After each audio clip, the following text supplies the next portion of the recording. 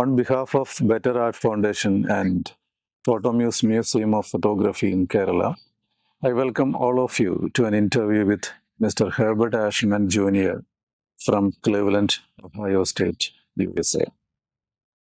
He is an internationally acclaimed photographer making mostly portraits. He is known for his exquisite portraits made with the large format black and white photography printed with the historic process of platinum printing, and he is one of the masters in the world. His work has been exhibited extensively around the world and collected in several museums internationally, and his work has been published in several monographs and other books. And he is today interviewed by Mr. Hariharan Subramanian from Kerala, who is a visual artist living in Kerala and a life member of PhotoMuse as well. I welcome all of you to this interview with Mr. Herbert. I think we could start with you telling us a bit about how you were drawn to photography and also about the artistic journey that has helped define Herbert Ascherman Jr. as he sits here before me in this museum of art and discusses his medium. Thank you. I appreciate being here. My beginning in photography came when I was 12 years old, and my mother bought me a camera. And I went on one trip to New York City with her and one trip to Washington, D.C. with my father.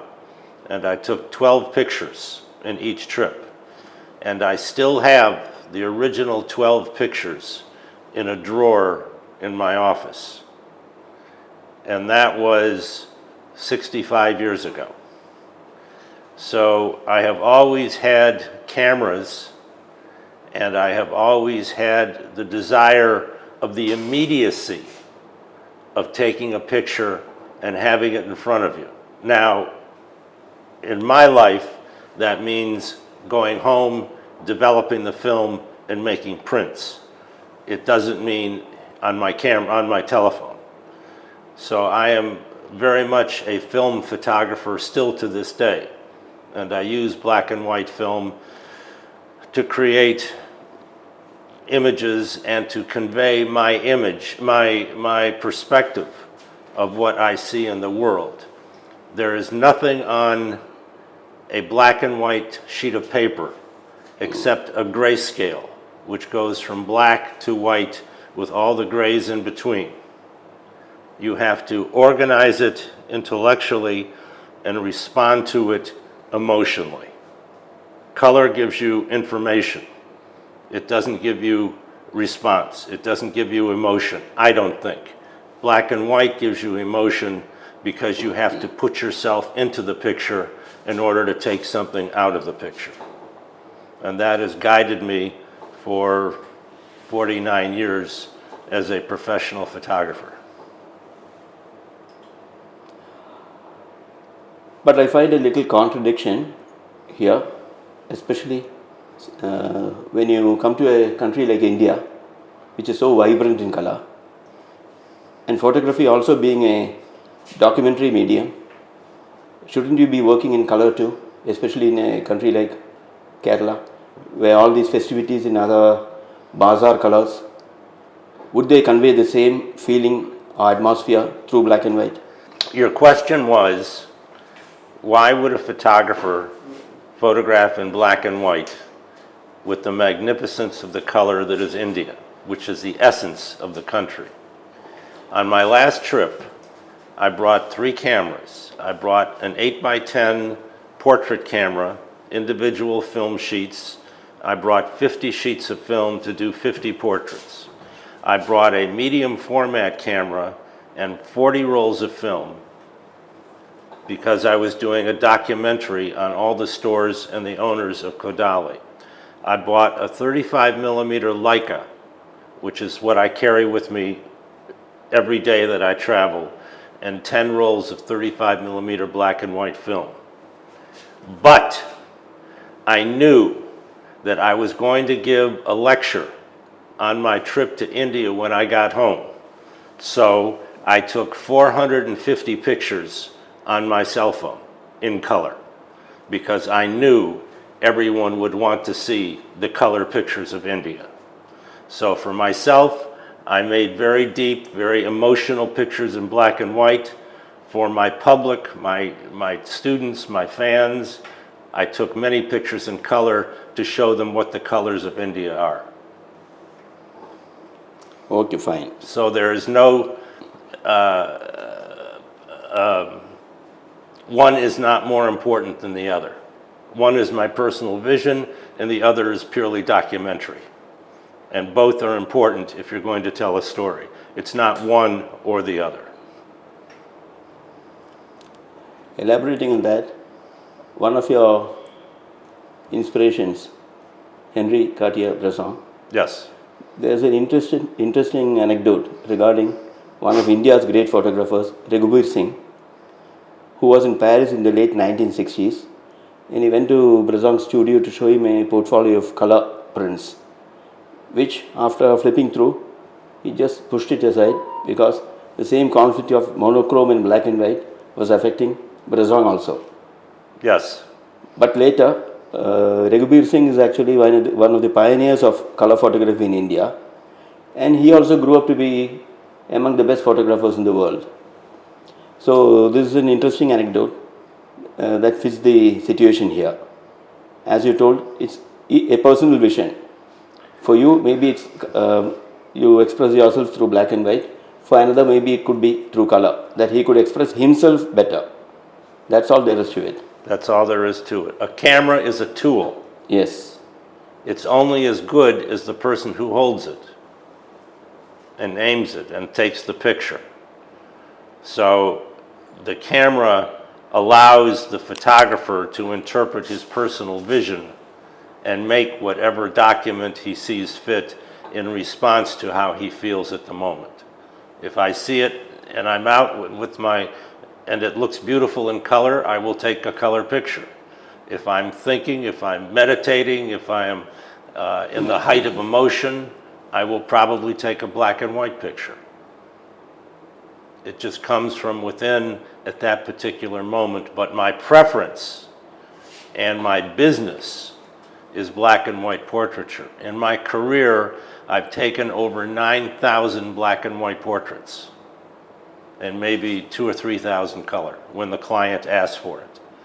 But most of the time, I'm known for the black and white work, and I prefer the black and white work because of the emotional content of the black and white work. In the course of your lecture the other day, when the museum was inaugurated, it was rather mystifying to see you talk that you were attracted to your subjects through the work of other photographers rather than a direct rapport with them. You also cited a few names like Alchemist, Bresson. Usually a photographer comes to share a rapport or an understanding with his subject or a whole group of subjects and then approaches the subject. I found this to be a very noble way of approaching a subject. That is through the work of another photographer, being inspired by him, influenced by him, and then approaching a subject that already had been shot extensively by an earlier photographer. Could you please explain a bit more on that? I have never had a master. I have never studied photography at the feet of another photographer. And years ago, I was complaining to a friend of mine that I was never really trained or taught, and he holds me by the throat and he smacks me on the face and he says, "But you have a library of 2,387 books on photography. 1,000 are signed by the photographer and 150 on the Italian Renaissance, which is the basis of Western culture." So my influences are wide and broad and come from every source imaginable. And they all come in and they all go out.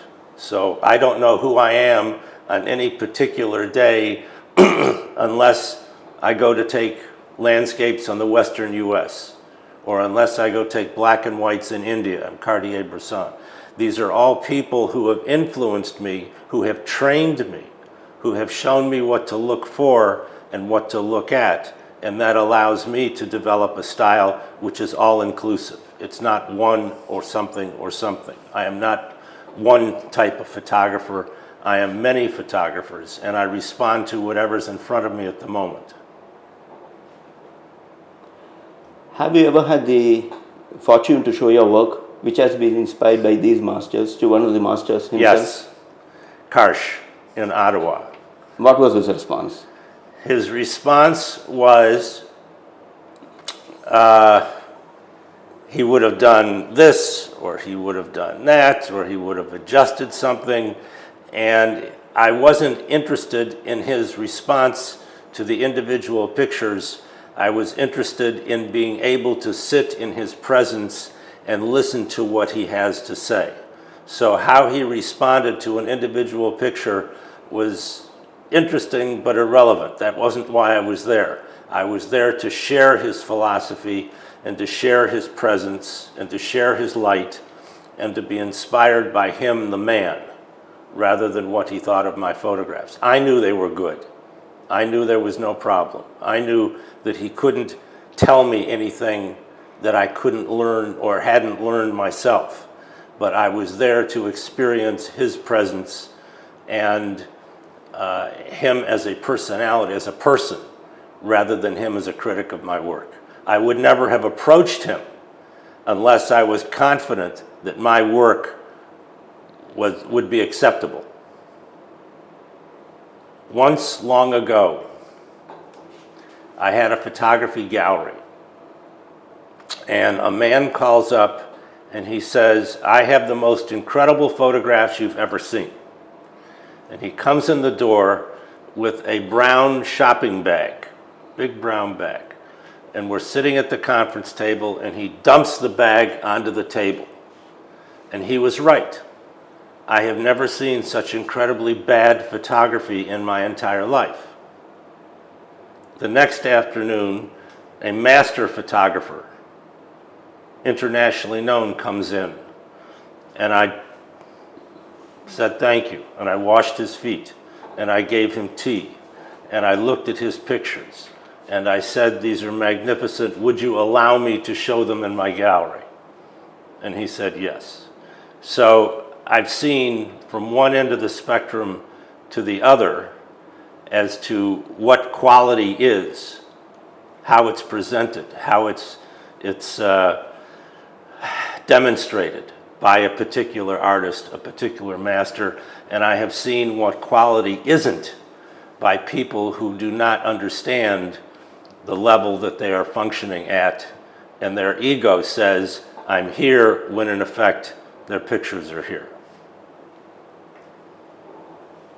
Talking of Karsh, that the subject has come up, that the name has come up. And also, you mentioned another great portrait artist, Newman, Arnold Newman. Arnold Newman.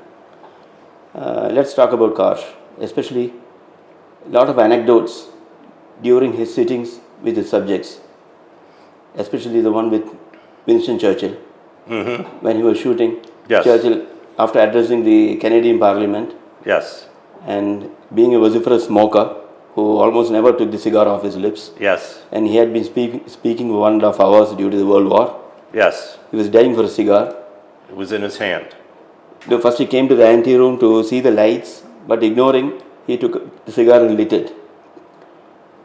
He gave permission to Karsh only for a couple of shots, and the smoke was all shielding his face. So the bulldog expression, which later became the hallmark of Churchill, was actually the angry expression when the cigar was taken by Karsh off his lips. It was taken out of his hand. And his assistant was behind the camera. And Karsh walked up to him and said, "Excuse me, sir." And he grabbed the cigar. Churchill scowled. The assistant snapped the shutter. And then he put the slide in and reloaded the back of the camera and took out another slide, at which point Churchill put his hands on his waist and his head back and roared. He laughed, and he laughed, and they took a second shot. The first shot won World War II. The second shot was to won his family. And Churchill said to Karsh, "Young man, you've made a mighty lion stand still in his tracks." This is one of the most famous stories in all of photography. But it means that the photographer has to impose his vision. There was a discussion with the minister of whatever he was in Canada and the people around this picture, and they said, "This cigar is going to look terrible." Karsh says, "I will take care of it." I met Karsh. He's a small man, but he walked up to Churchill, "I'm sorry, sir," grabbed it. And Churchill scowled and clicked, and that was the most famous. I have this picture hanging in my house, the most famous portrait of the 20th century. I've not had any kind of experience like that.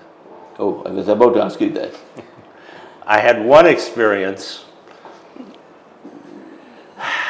You remember Ronald Reagan? Yeah. I photographed Ronald Reagan.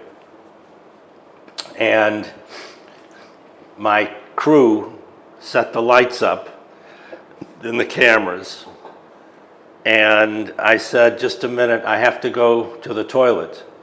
And I walked to the door, and there's a security man, big guy. And I said, he looks at me, and I said, "I have to go to the toilet." He says, "Go ahead." So I come back, and as I'm about to walk in the room, he puts his hand across the door, and he says, "You can't go in there." I said, "What do you mean?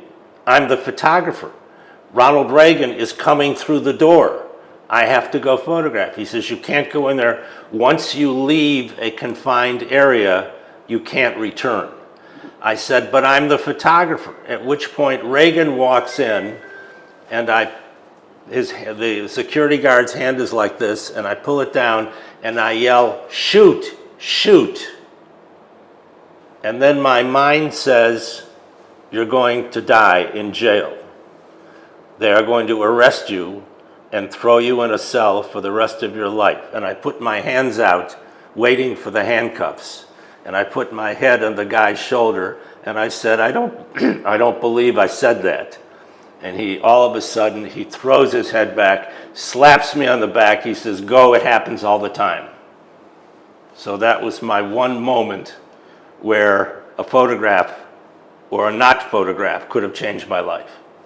So we spent the rest of the afternoon photographing Ronald Reagan. Okay, let's branch out from Reagan. I am reminded of another great photographer who once turned down an opportunity to photograph Reagan, and that is Ansel Adams. And that was due to the difference in opinion on environmental issues. On energy. And upon which ecology. he had sent a letter, a really famous letter, to Mr. Reagan denouncing his policy Yeah, on certain issues. yeah. And when the opportunity to photograph Reagan came up, he turned it down. Okay. My question here is, when Ansel Adams and his work is being taught, it is usually all about how perfect his pictures are, Yes. or how the beauty of nature is reflected in them.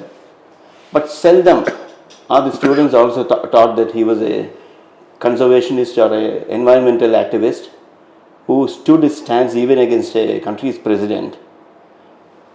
Why is it so? Why is this aesthetics so distant from the activism or principles that an artist holds? Why is it taught that way?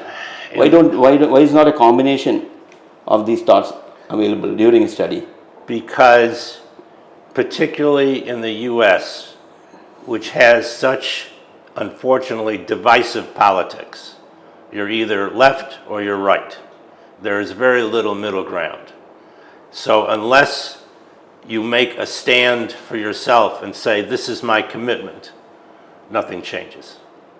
So Ansel Adams said, "I don't agree with him. I don't agree with his policies. I don't agree with his government.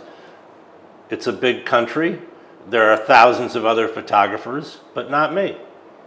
This is my statement that I won't support your policy. Period." So my question was, why isn't this also being taught to the students? We are taught about Ansel Adams' perfect pictures, of his perfection in the dark room and everything. But why? What compelled him to take such pictures? It was not the beauty alone. It was this activism which led him to nature in the first place. But that is not taught. Unfortunately, it's not taught. It's not taught enough. It's always taught someplace. We don't know what's out there. But unfortunately, and I can't talk from photography students, the young ones. I teach old students. I only teach adults. And they have their own experiences and their own preconceived notions. And my students agree with me that there are things that are morally reprehensible, wrong, and that there are things that are morally right. And we are on the side of the right, of the moral right. But when it comes to teaching students, the problem with being a student is that they're all young, dumb, and stupid. They haven't lived long enough to learn anything. They only see the media. They only see what comes in at them at that one moment. They don't have the most important aspect of photography, which is time. They haven't lived long enough to experience time. They haven't lived long enough to understand what a life experience is all about and how what you do today will influence what you do tomorrow. How what you do today can change your life tomorrow. How what you do today has an impact on what happens tomorrow. They don't have that perspective of time because they come from high school and they go to college. They come from living at home and they go to living by themselves. And they are not prepared for that transition. So they take all these ideas that are thrown at them and they make conclusions and decisions. I believe that when you're 40 years old, the national government should say, whatever level of income you're at, we will pay you for 2 years, go back to college and learn something.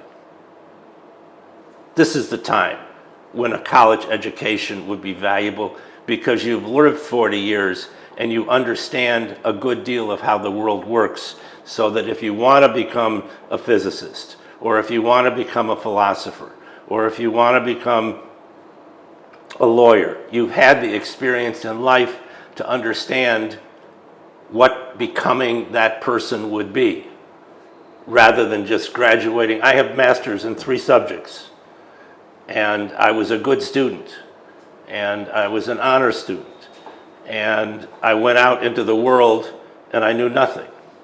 I taught school, I got fired. I worked for my father, I got fired. I worked at another job, I got fired. I had a real problem with authority, with people telling me what to do. So what happens? 3 things. Number 1, I need a job. Number 2, I need a job I couldn't get fired from. And number 3, if I was going to work, I was going to enjoy it. So I became a photographer. I worked for myself for 49 years. No one tells me what to do. Yes, you're the employer. If you contract me for a job, my job is to do what you need done. Yes, but beyond that, I work totally independently. I read, I travel.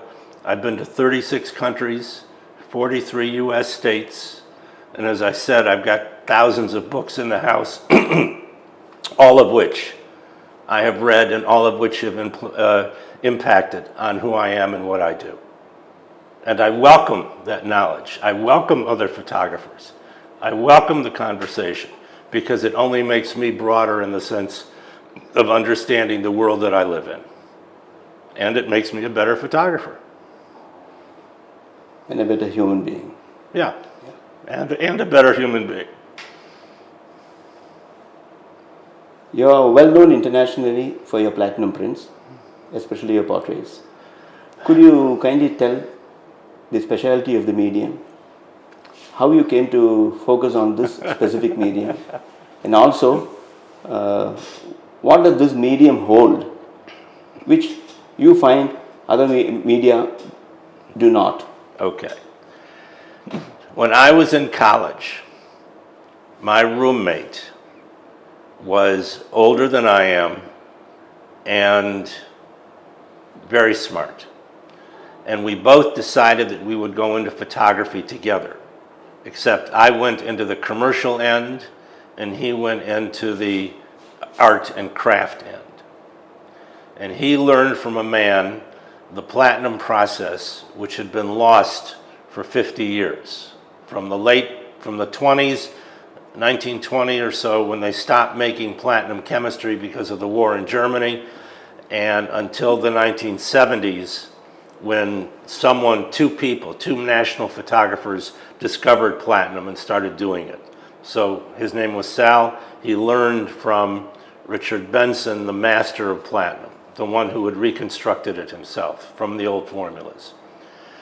So for 40 years, he would call me up and he would say, Ascherman, why don't you do platinum? And to this day, I don't think he knows my first name because he always called me Ascherman. Always Ascherman. Okay. And my answer was, I don't know how to sell it. I would do it, but I don't know how to make it a commercial product. I can't do anything unless I can sell it in the business. So I went to Boston and I studied with him and I learned the process, and I came back to Cleveland and we took the 8x10 view camera to a wedding. I have done 1,753 weddings, bar mitzvahs, and doggy birthday parties. Okay? Birthday parties for dogs. I'm a specialist. And we took this camera, and we took a dozen frames, 12 pictures, and we took the bride, and we took the bride and groom, and then we took a family, and I came back and I developed the film, and I printed them in platinum, which I'll discuss in a minute. And we put them in a mat, and when they came in to pick up their wedding pictures, I put them on the table and said nothing. And the problem was to keep the mother's tears off of the pictures. And at that point, the light bulb went off and said, now I know how to sell these. I will do them in a portrait, and I will do them at a wedding. I will do them for a commercial job. I will put them on the table and say nothing, and let the emotion of the picture speak to the client. The platinum process was patented in 1873 by William Willis in England. He developed it through experimentation, etc., etc. It came to this country shortly after, and as I said, it was reconstructed and then it was taught to me and several other people. The process is a contact process. In other words, you take a negative, and instead of putting it into an enlarger and blowing it up, you have to have a negative the exact size of the picture you want to make. So if you want to make 8x10 pictures, you have to have 8x10 negatives. You want 4x5, 4x5 negatives. You take a sheet of art paper, you use, this is platinum, palladium, sister metal, 2 other chemicals, mix them together, spread them onto the paper with a brush. You don't house paint, you spread, you coat. You coat the paper, you dry the paper, you take the negative, you put it on top of the paper in what's called a contact frame, which clamps on the back, glass on the front. You put the contact frame under ultraviolet light, black light. You expose it, you take it out, you develop it, you wash it, you fix it, you fix it, you fix it, you wash it, and then you dry it, and the next morning you come down to see how you did. Each picture takes 2 hours to make, all by hand. There's no machines. So what I love about it are 2 things. First of all, it's the most beautiful process in photography. Look at the platinum prints out in the gallery here. Second of all, I love working with my hands. Rock and roll music, classic music maybe, myself, my assistant, 8 hours. We can make 25, 30 prints. I do the coding, He does the processing. But it's the idea that it's an artifact. It's not just a picture, a piece of paper with a picture on it. If you want that, don't call me. I'm too busy. But if you want something handmade, something that can come from no other artist, and I don't like that word, but photographer in the world, then you come to me and I will make something specific for you that no one else can make. Fine. Even at times, do you have an urge to work a bit more freely so as to reflect the woes of today's society or whatever you see around? No. I enjoy what I'm doing. That's enough. That's enough for one life. Because it's also a medium of expression, in like a novel or poem or where you put forth your views or your inner feelings. Can't the same thing be done to photography, applied to photography also? Perhaps. Perhaps. But it's not your... No, we print silver. We have a darkroom, two darkrooms, one platinum and one for silver gelatin, monochrome. So when I'm doing film, my assistant will go in the darkroom and make enlargements, and he'll print whatever I want. When I'm doing platinum, I do the printing with him as an assistant.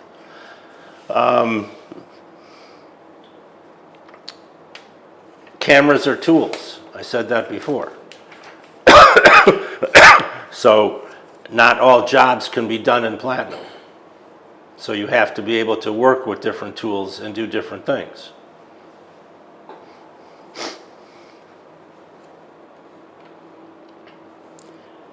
The essence of my work is a pursuit of quality. Yes. Hope you recognize these words. Yes. Yes. You are remarked so in the film The Eye of Cleveland, which is a documentary on you and your work.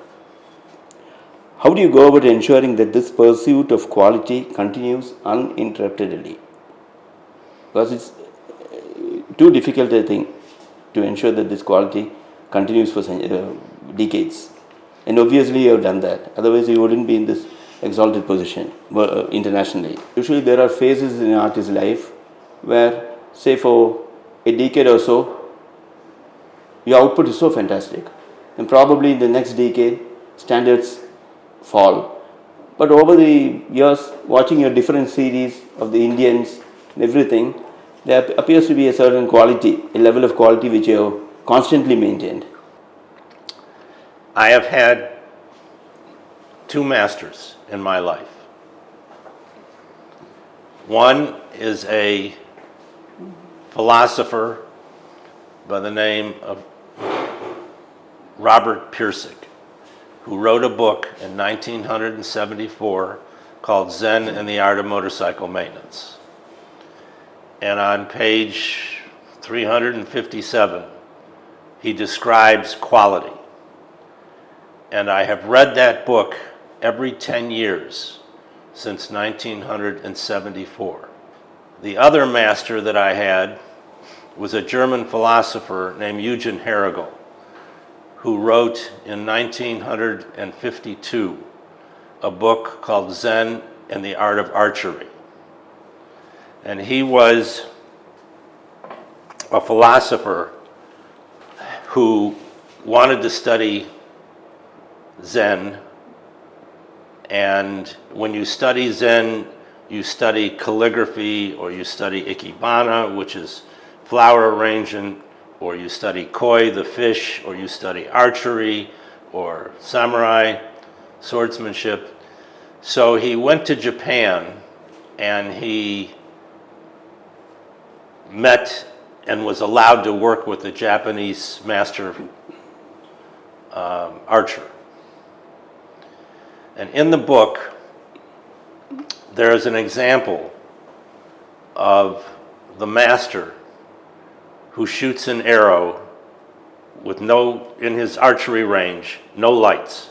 And the arrow hits the target, and he shoots another arrow, again, no lights, and all of a sudden the second arrow pierces the first arrow. Okay? So you've got the arrow in the target, and the second arrow splits it. What is the lesson?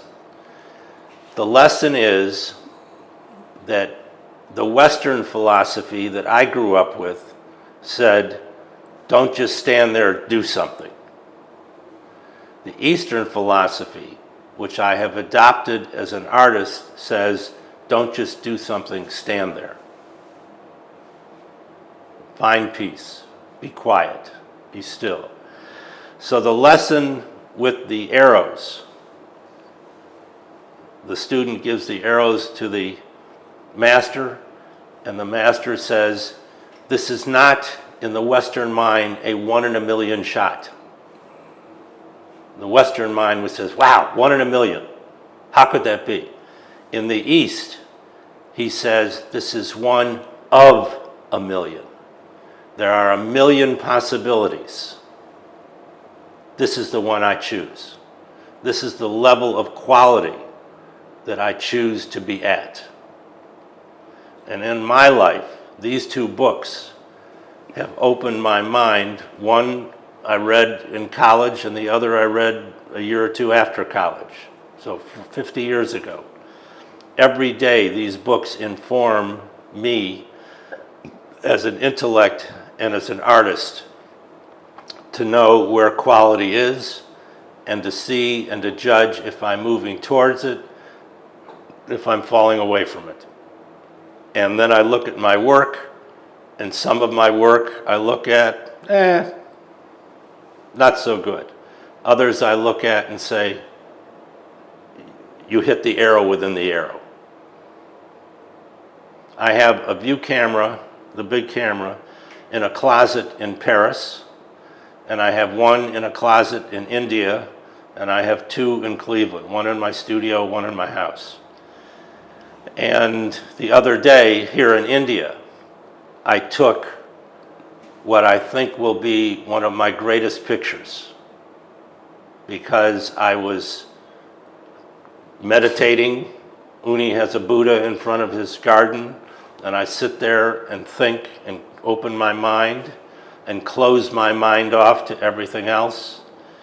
And I walked through the house and into the backyard, and I saw this vision, and I had the camera and I took the picture.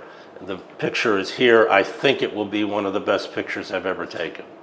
Now I have to go back and develop the film and make the print, but at least the picture is here.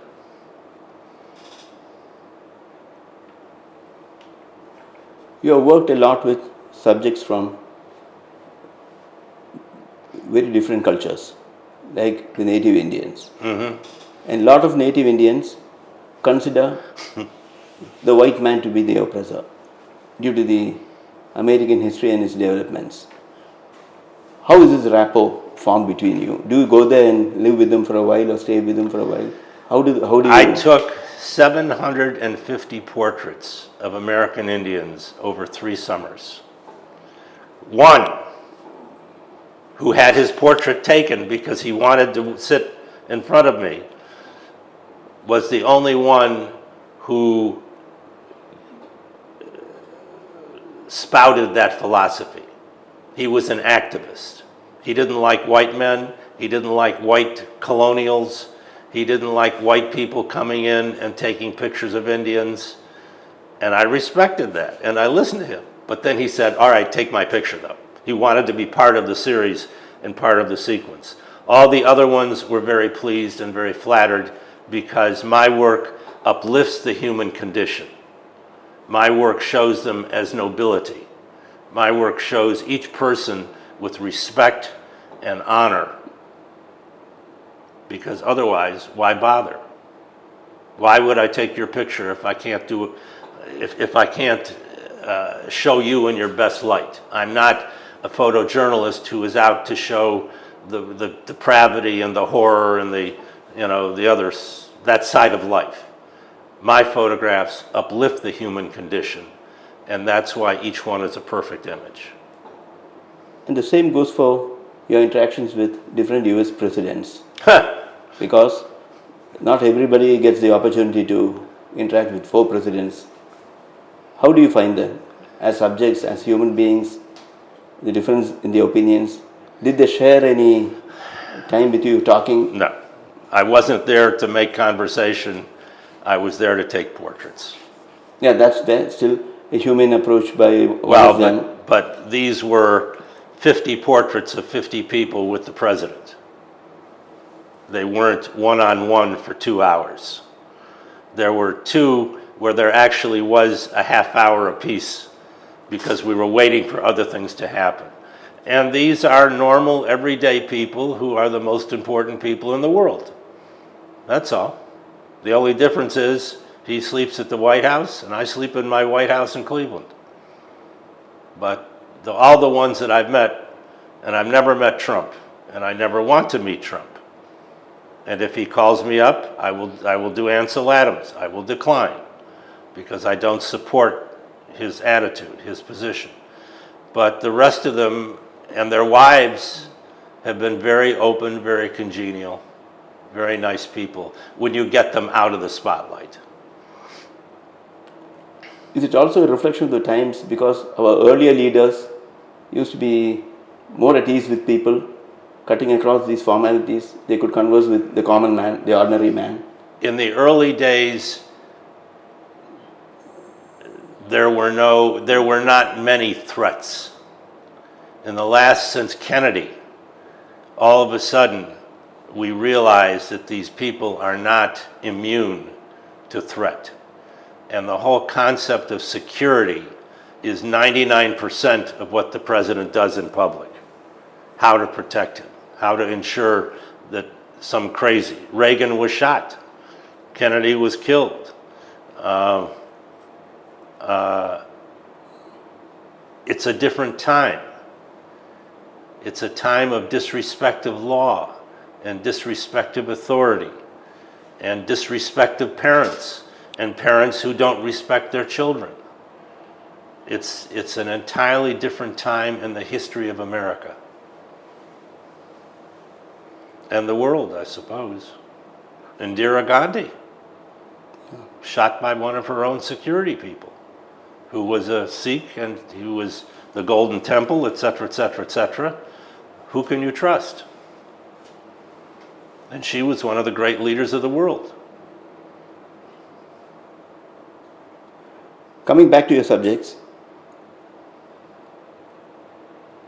you almost not photographed the black community, or seldom you might have. I haven't run into any pictures. Is there a specific reason for that? Or No, did it on just my happen? website there are one complete group of black religious figures, a circle, a drumming circle, drumming. So a religious circle. There are half a dozen or 12 or 14 pictures on my website of blacks. I live in a city of 1.3 million people.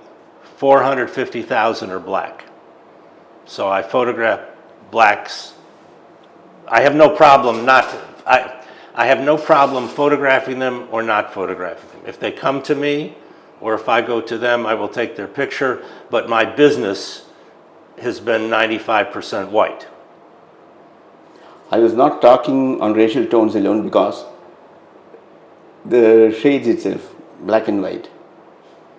On an artistic view also, that would be a challenge. You're working with the color white, and all of a sudden, when the subject is black, to approach it artistically, to bring the features out, that's also a challenge. That's why I asked. It's much more difficult. Difficult, that's why.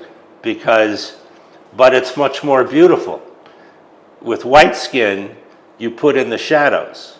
With dark skin, the shadows are there and you put in the highlight.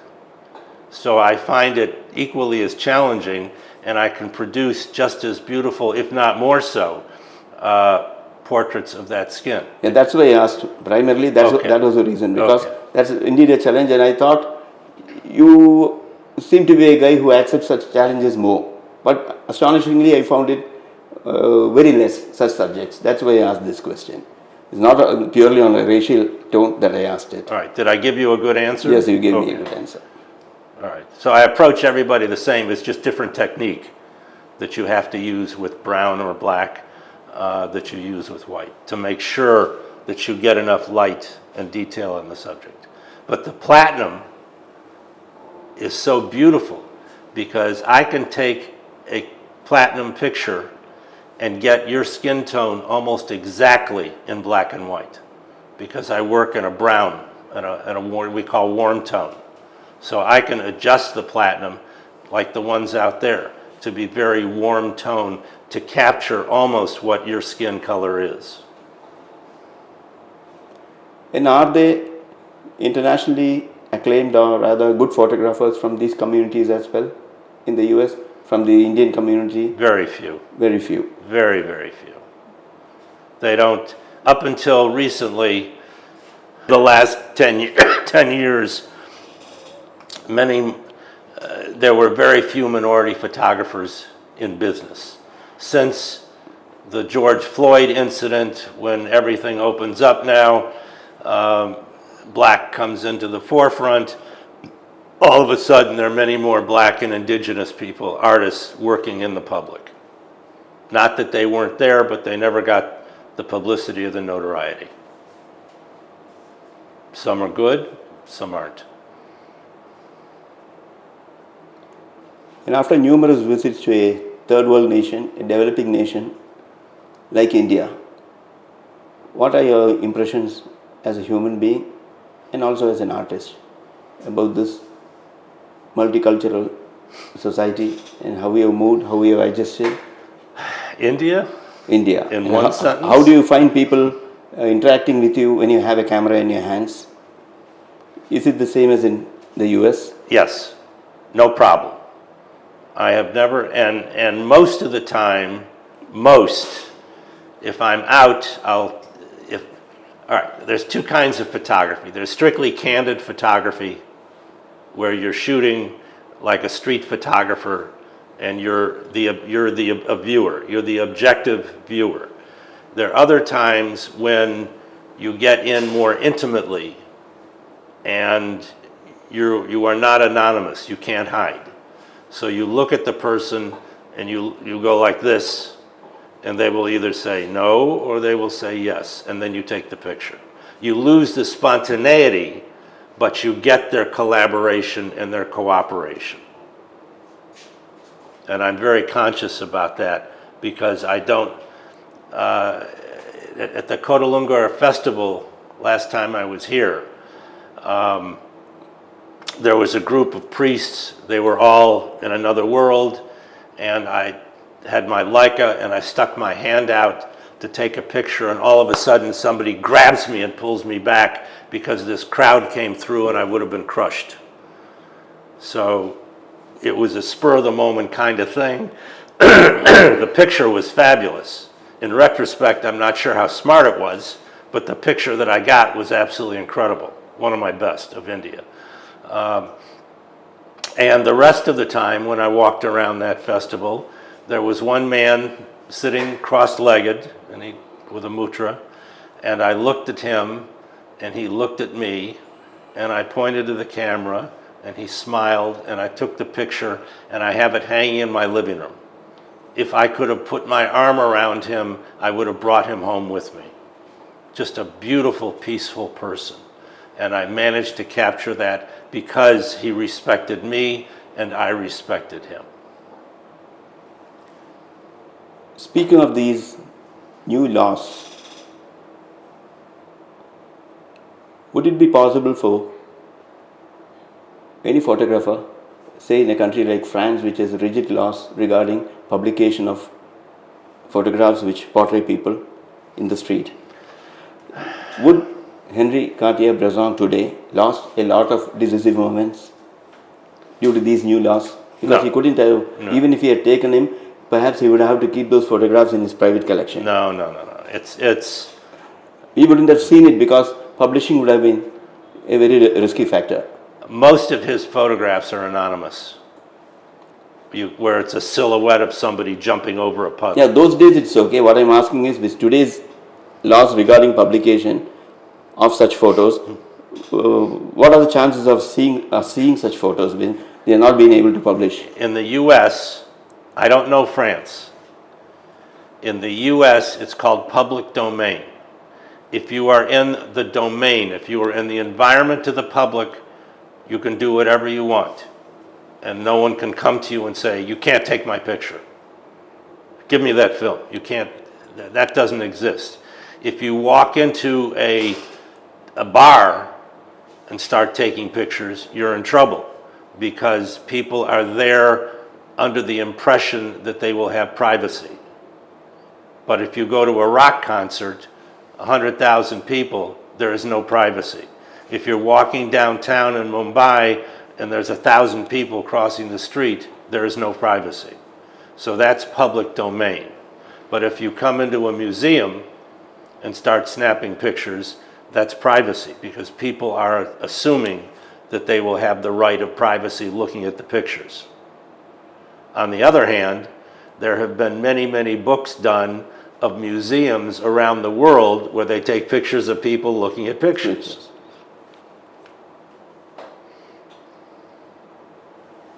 Because it's the usual refrain of street photographers today to tell us that France, or rather Paris, the land of Bresson, street photography has almost died because of certain newly... I have never heard of this. I've been to Paris 30 times. You have been able to take such photos, no issues. Of course.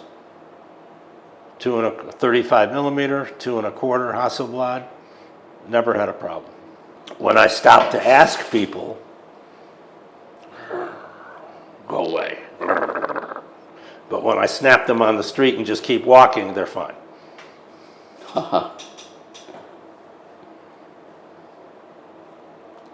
And finally,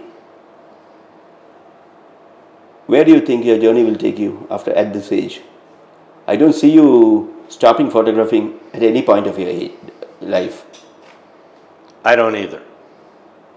You won't. What else would I do? I lecture, I teach, I help Uni with the museum, this kind of thing, I consult. But as far as my own life and my own passion, it's behind the camera. So that will never end. The problem is what to do with all the pictures when you're done, when you're at the end. What do you do with them? When I closed my formal studio, I had 7 employees.